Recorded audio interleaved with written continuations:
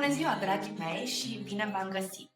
Mă bucur foarte mult să vă am astăzi alături. Cu această înregistrare inițiez seria de discuții, în principal în limba română, dedicate explorării temelor de sănătate și dezvoltare personală, intitulată despre trup, minte și suflet. Sunt Diana Tădoruț, coach holistic și terapeut prin hipnoză și scopul meu aici este să aduc mai multă claritate și conștientizare în ceea ce privește sănătatea holistică și dezvoltarea personală, care cumva merg mână în mână. Astăzi am plăcerea să o am ca partener de discuție pe Cristina Mihalache, nutriționist și dietetician la Naturhaus Verceni din București, un centru de excelență în nutriție, dietetică și siguranță alimentară. Pe Cristina am cunoscut-o întâmplător într-un cadru extraprofesional, însă la întâlnirile noastre ulterioare am fost extrem de plăcut impresionate să descoperim că avem multe puncte comune și pasiuni similare. Activitatea Cristinei focusându-se mai mult pe sănătatea fizică, iar a mea în principal pe suport psihoemoțional și dezvoltare personală. Bună, Cristina! Bună, Diana! Îți mulțumesc frumos pentru invitație și mă bucur că sunt azi alături de tine. Și eu îți mulțumesc din suflet că ai acceptat invitația de a participa la discuția de astăzi, care este o discuție pe o temă extrem de importantă, cum este nutriția, impactul fizic și emoțional al surplusului de greutate și despre cum putem slăbi pentru a avea o viață mai sănătoasă. Cristina, te rog frumos să ne împărtășești niște detalii despre tine și despre abordarea ta în nutriție. Numele meu este Mihalache Cristina Claudia, sunt absolventă a Masterului de Nutriție și Siguranță Alimentară din cadrul UMP Carol Davila din București și de peste 5 ani de zile lucrez în Centrul de Nutriție și Dietetică Naturhaus Berceni, Piața Sobele, din București, evident. De mică mi-am dorit să ajut oamenii, de asta și am ales să studiez în domeniul sănătății, iar nutriția mi oferă această șansă. Prin intermediul nutriției am ajuns să ajut oamenii să-și redobândească sănătatea, să-i fac să se simtă bine din nou în corpul lor și să aibă din nou încredere în ei înșiși. Nutriția este, de fapt, unul dintre cei 5 stâlpi fundamentale ai sănătății, alături de exercițiu fizic, odihnă și relaxare, echilibru emoțional și igiena mentală, precum și mediul social și natural în care creștem și ne dezvoltăm. Exact. Din perspectiva unui specialist, te rog să ne explici de ce este atât de important modul în care ne hrănim. Modul în care ne hrănim, aș îndrăzni să spun că ne poate decide starea de sănătate pe care o să avem mâine. De exemplu, alegerile alimentare pe care le facem astăzi se vor reflecta în starea de sănătate sau de boală pe care o să avem mâine. Cu ajutorul unei alimentații sănătoase putem să prevenim o serie de afecțiuni sau chiar putem să ameliorăm simptomele unor patologii deja existente. Și, practic, dacă noi facem niște alegeri alimentare corecte, ne scriem viitorul, ca să spun așa. Ne scriem viitorul într-un mod mai sănătos. Exact, clar, clar. Așadar, se spune pe bună dreptate că suntem ceea ce mâncăm. Exact. Corpul nostru este un mecanism extraordinar care, chiar dacă îl supunem de multe ori unor obiceiuri nesănătoase, el are o capacitate mare de a compensa până când nu mai are, când resursele se epuizează și atunci se instaurează starea de boală și, bineînțeles, putem da în dezechilibre de greutate. Tu mi-ai povestit că la centrul vostru vin foarte multe persoane care se confruntă în principal cu probleme de supraponderabilitate sau chiar obezitate. Care sunt cauzele obezității și ce probleme cauzează obezitatea? Deci, obezitatea este o afecțiune pe care o întâlnim destul de des în prezent, iar cauzele sunt multiple. Putem vorbi despre o alimentație defectuoasă, să avem o cantitate mare de calorii ingerată și un efort fizic foarte slab, de persoane sedentare putem vorbi. Obezitatea poate fi cauzată de dezechilibre hormonale, de fondul genetic, de diverse tipuri de afecțiuni, poate fi influențată și de o calitate slabă a somnului, de stres. Sunt foarte multe cauze ce pot determina apariția obezității, dar din punctul meu de vedere, principalul factor ce cauzează obezitatea este un aport caloric crescut și un efort fizic redus. Te-aș ruga acum să ne explici un pic ce înseamnă de fapt obezitatea. Cum definim o persoană ca fiind supraponderală sau obeză și care sunt criteriile utilizate pentru a face această distinție? Obezitatea este definită ca fiind o creștere exagerată a greutății corporale, cu aproximativ 25% față de greutatea normală și se caracterizează printr-un exces de grăsime în țesutul subcutanat și în jurul organelor interne. Un factor care ajută la diagnosticarea obezității este indicele de masă corporală. Acest IMC, cum îl numim noi nutriționiștii, se calculează printr-o formulă în care împărțim greutatea actuală la pătratul înălțimii. Și atunci, dacă avem o persoană care are un IMC mai mare de 25 de kilograme pe metru pătrat, atunci vorbim de o persoană supraponderală, iar dacă acest IMC este mai mare de 30 de kilograme pe metru pătrat, atunci persoana este deja considerată obeză. Și poate pentru că, așa cum sunt eu și își pot imagina foarte greu cifrele, aș dori să luăm un exemplu mai concret ca să putem înțelege cum funcționează această formulă. De exemplu, pentru mine, unde mă aflu eu cu acest coeficient? La o înălțime de 1,52 și 50 de kilograme. Care este IMC-ul meu? Hai, să calculăm. Imediat calculăm și îți spun. Ai spus 50 de kilograme, da? Da. Deci avem 50 de kilograme împărțit la 2,31. IMC-ul tău este de 21,64 kg pe metru pătrat, atunci clar ești o persoană normoponderală. Așa. Cu toate că uneori Deși e simt cam vizibil. 2 kg în plus. Dar da, este cumva confortant să știi că te afli într-o zonă în care nu neapărat că ne simțim normal, dar cel puțin ne simțim sănătos din punct de vedere al greutății. În ultima vreme mă mai uit din când în când pe social media și acum în vara asta mai mult sau mai des ca oricând, am observat diverse postări cu fotografii de pe plaje din anii 70, 80, 90 chiar, în care majoritatea oamenilor erau foarte silueți, erau subțiri. Cred că n-am văzut în nicio poză o persoană care să fie supraponderală măcar. Comparativ cu astăzi, dacă ne uităm, imaginea asta s-a schimbat puțin. Acum, nu sunt eu o foarte mare expertă, dar vizual așa, am impresia că media de greutate în general a oamenilor a crescut undeva pe la 10 kg. Nu știu, poate ce am dai dreptate sau mă contrazici, dar aș vrea să te întreb cum se explică această schimbare. Cum era alimentația acum 40 de ani și ce s-a schimbat între timp? Aș putea spune că totul s-a schimbat. Iar de contrazis nu te contrazic, o confirmă și cifrele. Față de anii 70, stilul de viață s-a schimbat complet. Dacă în urmă cu 50 de ani oamenii găteau acasă, mâncau alimente mult mai sănătoase, aveau o viață mult mai activă, iar erau mai fericiți, acum lucrurile s-au schimbat complet. Majoritatea oamenilor sunt sedentari, petrec ore în șir în fața telefonului, laptopului sau stând pe canapea, iar alimentele pe care le consumă sunt alimente procesate, alimente de tip fast food.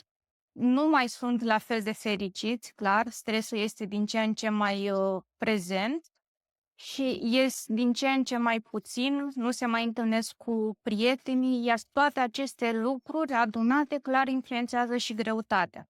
Iar în ceea ce privește partea de cifre, că spuneam mai devreme că nu te contrazic și cifrele ne spun că într-adevăr avem o creștere foarte mare în greutate, Față de acum 50 de ani, avem de 10 ori mai multe persoane supraponderale sau obeze, iar în România, procentul în ceea ce privește partea de obezitate stă în felul următor. Avem undeva la 26,7% bărbați adulți care suferă de obezitate, iar femeile, procentul lor se încadrează undeva la 23,6%, dacă nu mă înșel. Oricum, peste 20, ca o medie undeva la 25%. În ceea ce privește țara ta adoptivă, Germania, am găsit un studiu realizat în perioada 2019-2020 de Institutul Robert Koch împreună cu Ministerul Sănătății. Acolo procentul de persoane care suferă de obezitate este undeva la 19%, dar avem foarte multe persoane supraponderale. Undeva la 60,5% din bărbați sunt supraponderali, iar femeile undeva la 46,6%. Deci sunt niște cifre foarte mari. De altfel, cum ai spus și tu mai devreme, nici nu avem nevoie de aceste cifre. E suficient să ieșim pe stradă ca să vedem cât de afectată este populația de obezitate. Iar, din păcate, lucrurile stau destul de rău și în ceea ce privește pe copii sau pe adolescenți. Și tocmai astăzi, poate nu chiar întâmplător, am văzut o știre conform căreia România este pe primul loc în ceea ce privește obezitatea infantilă din Europa. Așa că, din păcate, veștile nu sunt prea bune. Da, într-adevăr, astea sunt vești chiar triste. Pentru că copiii reprezintă viitorul și dacă îi pregătim de mici să fie obezi, atunci nu arată viitorul prea luminos, din păcate, da, da. Dar dacă totuși avem kilograme în plus, cum ne afectează aceste kilograme în plus viața în general?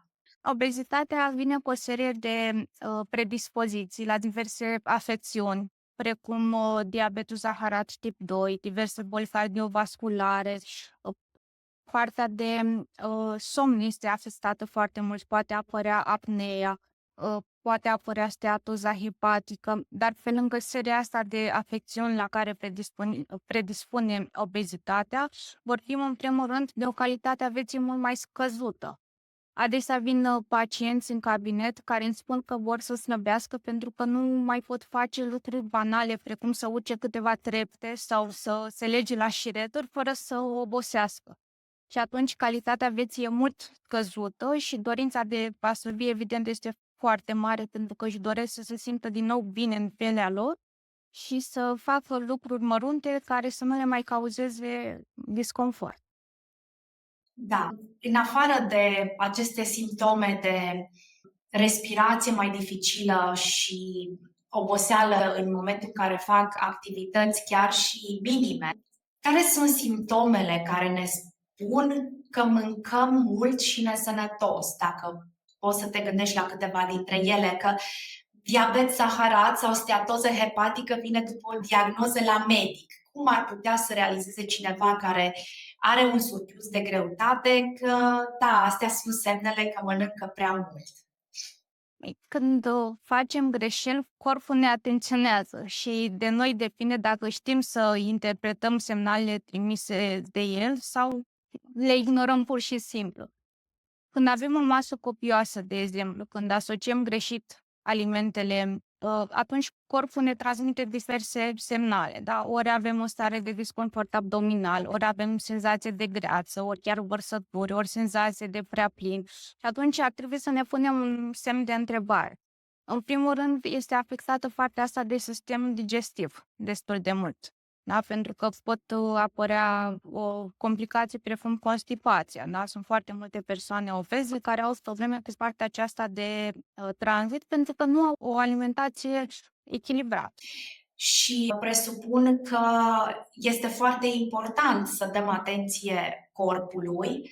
Cum ai spus, ne dă semnale, chiar dacă sunt subtile, avem capacitatea să le observăm și eventual să nu luăm medicamente de digestie pentru că am mâncat prea mult, prea copios, ci să mâncăm niște porții mai mici eventual, ca să ne satisfacem și gustul, dar să ne simțim și bine după ce mâncăm. Da, varianta cea mai ușoară este să te îndrepți către medicamente atunci când ai o masă copioasă. Cum sunt la noi în țară reclamele fascinante la diverse medicamente, să nu fac totuși reclamă, în perioada sărbătorilor, da? Și atunci poți mânca oricât, că oricum există o soluție magică. Nu, din păcate, nu este de dorit să apelăm la soluțiile acestea magice, da. Cel mai bine este să gestionăm totul din alimentație, din modul în Exact. care ne hrănim. Corect. Însă aceste dezechilibre de greutate nu afectează doar starea fizică, ci are și un impact asupra stării mentale și emoționale a persoanei, nu-i așa? Așa este într-adevăr. Și observăm de multe ori la persoanele care suferă de obezitate sau sunt supraponderale că se instalează o stare de nemulțumire, de frustrare, pentru că chiar și la un efort minim se simt oposite, nu mai au aer, mai pot să facă mișcarea respectivă. Și atunci se instaurează această nemulțumire sau scăderea încrederii în sine, dar poate combinată și cu critica și lipsa de empatie a celor din jur. Toate acestea pot contribui la apariția sau chiar agravarea unor dezechilibre emoționale dacă acestea au existat înainte.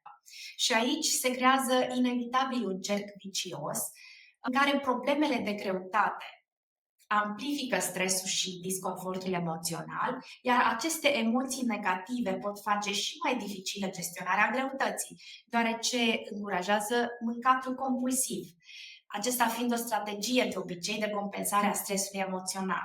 Iarăși sunt de acord cu tine, nu te contrazic. Foarte mulți pacienți, îți spun din experiență proprie, mănâncă pe fond emoțional, mănâncă compulsiv, dar din păcate nu sunt conștienți de asta. Când au o problemă, preferă să se refugieze în mâncare decât să se confrunte cu acea problemă. Iarăși, poate nu întâmplător, am avut astăzi, în dimineața aceasta, o pacientă care mi-a mărturisit că a început să mănânce chipsuri pentru că a avut o discuție cu fiica ei. Și la final mi-a spus, nici măcar nu știu de ce am început să mănânc chipsuri, pentru că nici măcar nu mi-au plăcut, nu mi-au dat acea satisfacție pe care o căuta. Dar fiind foarte stresată, a preferat să mănânce chipsuri decât să se ducă să vorbească cu fiica ei și să rezolve conflictul. Și sunt astfel de pacienți zilnic care vin să-mi povestească diverse situații în care preferă să aleagă alimentele decât să rezolve problema sau să recunoască. Le este foarte dificil să recunoască că au anumite probleme emoționale. Și atunci, într-adevăr, mâncatul compulsiv pentru ei, din păcate, este o variantă. Alimentele de obicei calorice sunt cele care le dau satisfacția de moment, da? Cum ar fi chipsurile, dulciurile, înghețata, ciocolata. Toate aceste alimente ne oferă acel confort pe care îl caută. Exact. Și nu ne mai putem mira în aceste condiții că mulți dintre noi își caută refugiu în consumul de alimente nesănătoase. Cristina, cum îi poți ajuta voi la centru pe cei care decid să facă o schimbare pentru a-și recăpăta controlul asupra propriului corp și al obiceiurilor alimentare? Care sunt metodele și strategiile pe care le folosești pentru a-i sprijini în acest proces? Pacienții care vin la mine în centru beneficiază de un plan alimentar personalizat, de niște suplimente alimentare pe bază de fructe, plante, legume, pe care le recomand și le accelerează metabolismul, dar bineînțeles și mișcarea e destul de importantă în procesul acesta de slăbire. Planul alimentar pe care eu îl recomand se bazează pe dieta mediteraneană. Poate știți deja, dieta mediteraneană a fost aleasă timp de 7 ani consecutivi ca fiind cea mai bună dietă din lume. Este bazată pe un consum ridicat de legume, de fructe, de ulei de măsline, pește, fructe de mare, leguminoase și poate fi considerată și un secret pentru zonele albastre. Zonele albastre sunt zonele planetei unde oamenii ating cu ușurință vârsta de 100 de ani și chiar o și depășesc, Și îți dau câteva exemple din Europa, da, clar, din zona mediteraneană. Sardinia, da, și este o insulă în Grecia, Icaria, la fel, care se bucură de persoane care ating vârsta de 100 de ani. Evident, stilul lor de viață este unul foarte relaxat, da, se bucură de mare, da, sunt într-o continuă vacanță, depun efort fizic zilnic, da, fie că grădinăresc, fie că merg pe jos, fie că petrec ore în șir făcând agricultură sau petrec foarte mult timp alături de cei dragi, dar se și odihnesc. Știu să se bucure de viață și clar asta e un beneficiu pentru ei. Practic, cu puțin se pot bucura de o viață extraordinară în final. Exact. Care sunt primii pași pe care e nevoie să-i facem dacă dorim să scăpăm de kilogramele în plus? În primul rând, să renunțăm la o serie de alimente, cum ar fi alimentele procesate, alimentele de tip fast food, produsele de patiserie, dulciurile, băuturile carbogazoase, să limităm consumul de carne roșie, precum carnea de porc, carnea de miel, dar să ne și hidratăm foarte, foarte mult. Sunt foarte mulți oameni care uită de partea asta de hidratare și hidratarea nu se face conform principiului 2 litri de apă pe zi, care se tot promovează. Și hidratarea trebuie personalizată, ca să mă exprim așa. Așa. La fel, revin la formule. O să mă folosesc de o formulă simplă. Pentru o persoană sedentară sunt necesar undeva la 30 de mililitri de apă pe kilogram corp. Și o să mă folosesc de exemplu tău, tu având 50 de kilograme, la un calcul simplu să considerăm că e sedentară, deși tu nu ești, ar trebui să ajungem undeva la 1,5 litri de apă pe zi consumat. Cel puțin. Cel puțin, evident.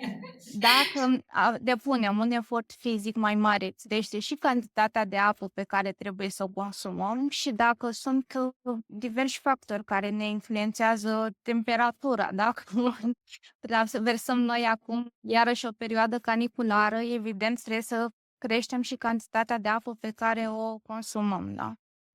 Sigur. Și sportul, da. Nu neapărat sport, cât mișcare și măcar plimbări pe jos, măcar 30 de minute, dacă reușim zilnic să mergem pe jos, deja se văd îmbunătățiri. Deja ne crește rezistența, deja inima noastră este mai fericită pentru că îmbunătățim funcția cardiovasculară și psihic ne simțim mult mai ok. Și la stabilirea unei diete, ce factori iei în considerare? Sunt diversi factori pe care îi iau în considerare. La prima vizită eu realizez cu pacientul o anamneză, în urma căreia aflu cu ce se ocupă, dacă are un job solicitant, dacă lucrează în ture. De asemenea, pacientul este măsurat, este cântărit și de obicei când realizăm o dietă, luăm în calcul vârsta pe care pacientul o are, greutatea actuală, înălțimea și activitatea fizică depusă. Aceștia sunt principalii factori pe care îi iau în considerare. Dar se pot lua în considerare și diverse afecțiuni. Dacă pacientul suferă de hipertensiune, de exemplu, sau de sau hipotiroidie, atunci planul alimentar trebuie ajustat, pentru că sunt anumite alimente pe care nu le poate consuma. Și cum spuneam mai devreme, totul trebuie personalizat în funcție de pacientul pe care l-am în fața mea. Și la ce se poate aștepta un pacient care decide să slăbească? Cum decurge un astfel de program? Programul se desfășoară pe mai multe luni, depinde câte kilograme are de slăbit. Evident, dacă are un număr de kilograme mai mic, atunci programul se desfășoară într-un timp mai scurt. Dacă numărul de kilograme este mai mare, automat procesul va fi mai îndelungat. În momentul în care pacientul ajunge la greutatea dorită, apare și perioada de menținere, care de altfel e cea mai importantă, dar până atunci mă văd săptămânal cu pacientul și în urma consultației pacientul beneficiază de planul alimentar, de suplimente și de sfaturi privind alimentația pe care trebuie să o aibă săptămâna ce urmează să înceapă. Și la planul alimentar vine și o broșură sau o cărticică cu rețete, adică dați și astfel de suport pacienților? Da, noi avem un site, Naturhaus Becen se numește, și acolo avem o secțiune de rețete și invităm pe pacienți, și nu doar pe pacienți, să-l acceseze și să se inspire când vor să gătească sănătos. Și de când activezi în acest domeniu, câți pacienți cu probleme de supraponderabilitate ai îndrumat, dacă ai numărat vreodată? Nu pot să-ți dau un număr exact. Eu lucrez în acest centru din ianuarie 2019, dar îți pot spune cu o aproximație. Undeva în jur de 300 de pacienți vin lunar la mine la cabine. Ok. Și cam câți dintre acești pacienți sunt destul de determinați și motivați să ducă programul până la capăt, să-și atingă țelul de greutate? Așa, procentual, iarăși, ne legăm de numere. Ne întoarcem iarăși la cifre. Da. Nu pot să spun un număr exact, dar cu aproximație, la fel, în jur de 60-70% dintre ei reușesc să își atingă greutatea obiectiv. Iar dacă vrei sau dacă vreți, puteți să intrați la fel pe blogul nostru, unde mai găsiți povești, cazuri de succes ale unor pacienți care deja și-au atins obiectivul și au ajuns în perioada de menținere.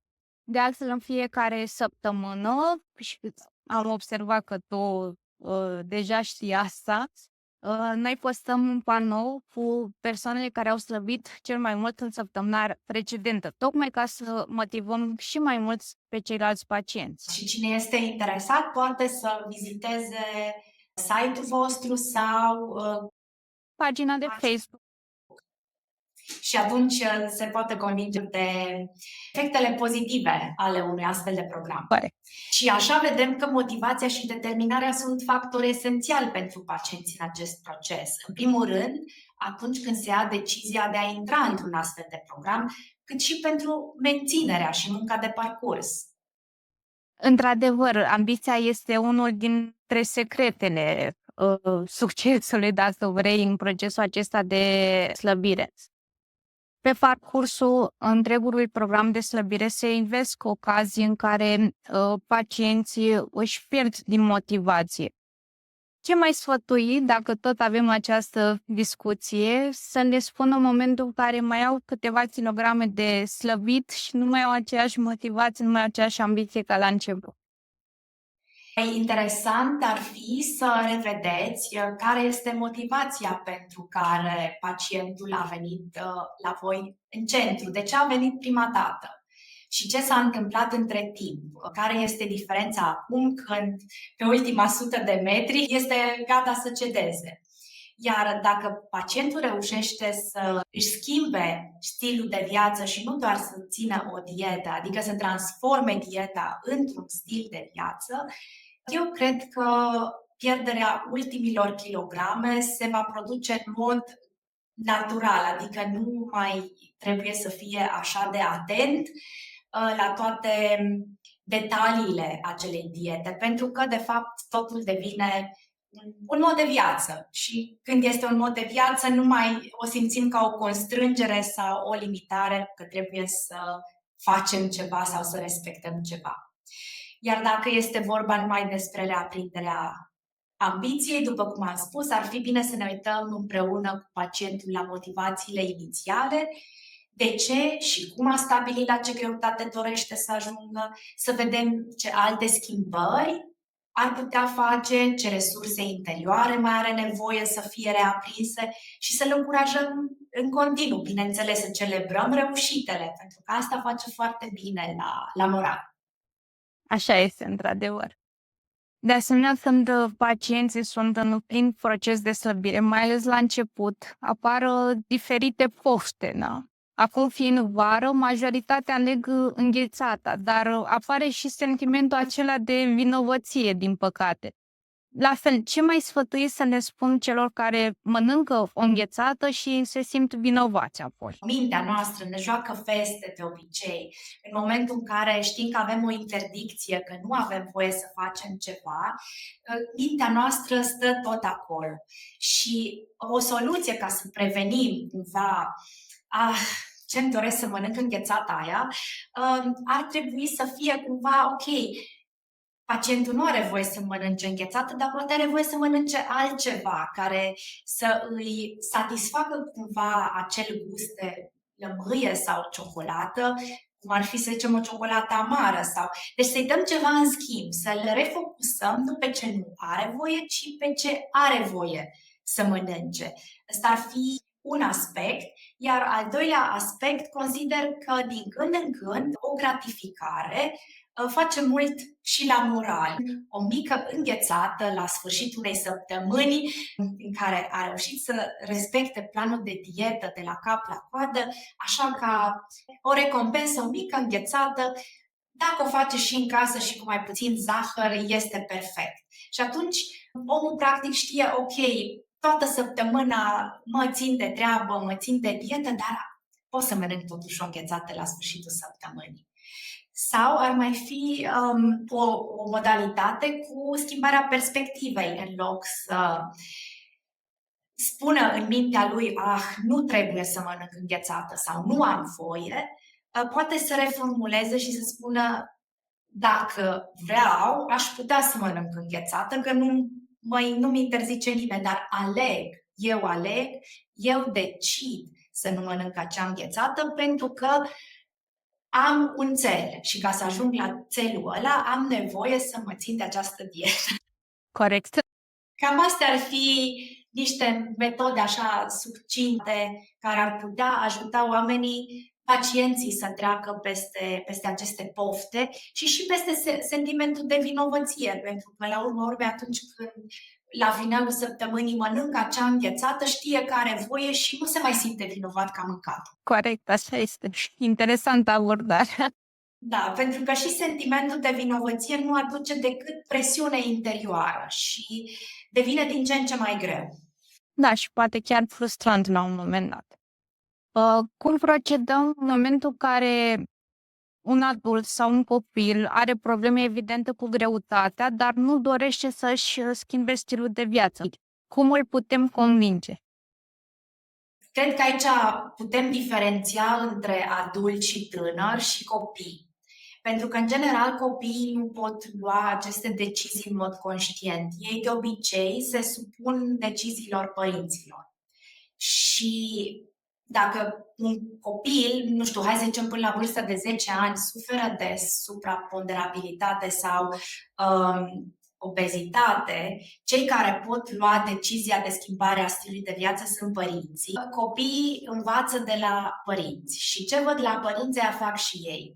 Deci, degeaba părinții le-ar spune nu ai voie să mănânci aia sau aia altă, dacă copilul îi vede pe părinți mâncând acele lucruri, el nu vede niciun impediment pentru care nu ar mânca acele alimente. Vreau să spun că este foarte important ca părinții să înțeleagă acest aspect și, în primul rând, să-și schimbe ei stilul de viață.